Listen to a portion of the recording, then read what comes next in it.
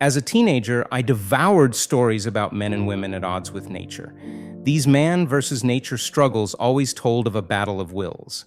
Nature was always at its most magnificent and most frightening, untamed, unwieldy, and heartless. The characters seemed to be living on the edge of human experience.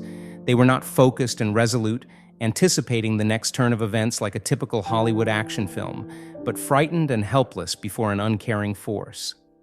If we read Psalm 107, we'll find this genre isn't unique to contemporary novels.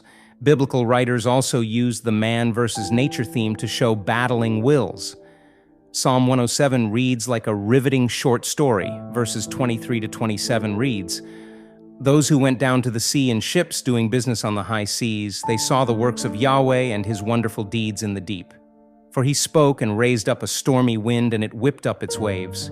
They rose to the heavens, they plunged to the depths. Their soul melted in their calamity. They reeled and staggered like a drunkard, and they were at their wits' end."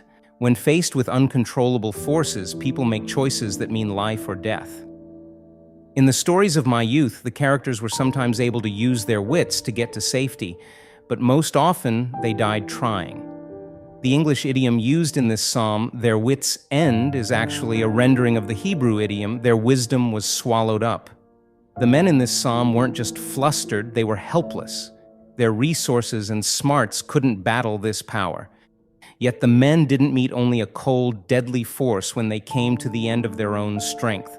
Psalm 107, verse 28, it says, "Then they cried out to Yahweh in their trouble, and he brought them out of their distresses."